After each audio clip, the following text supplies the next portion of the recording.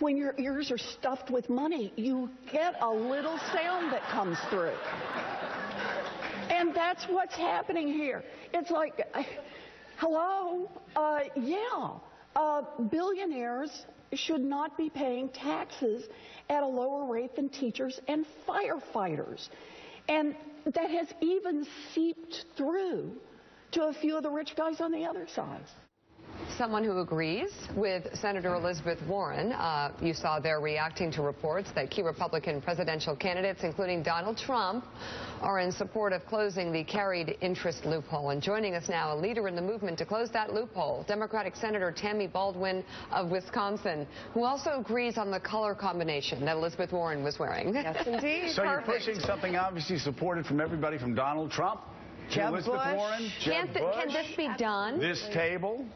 Well, remarkably, it was left on the table when we have all these critical budget decisions being made right now. But we are trying to rally support.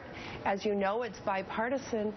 And it's so important in this particular case because people feel a lack of fundamental fairness. They feel that wealth is rewarded more than work.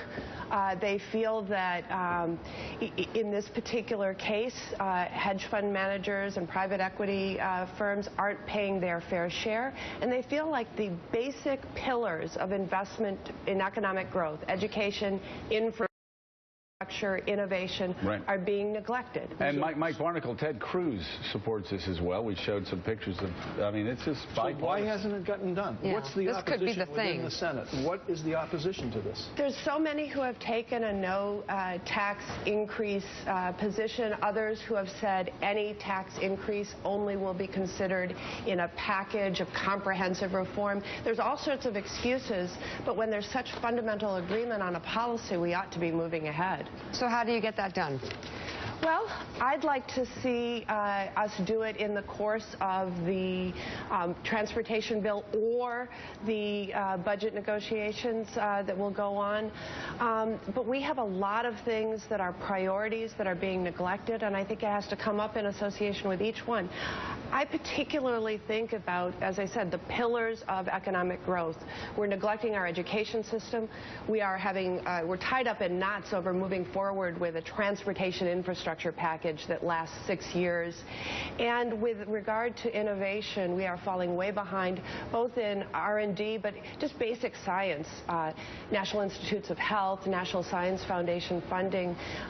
We could be leading the world in terms of innovation, and we're not. And what's getting in the way? A lot of dysfunction in Washington. Who are your biggest obstacles, just for this one issue? Well, let's take the recently negotiated transportation bill. In both the House and the Senate, they took funding proposals like this off the table, said we are not going to be raising taxes of any sort, even on hedge fund managers and private equity firms, in connection with funding this bill. And they've used all sorts of other fee and non-tax related mechanisms to fund that. That's just not going to get us by in the long run. Keep fighting. Senator Tammy Baldwin, thank you very, very much.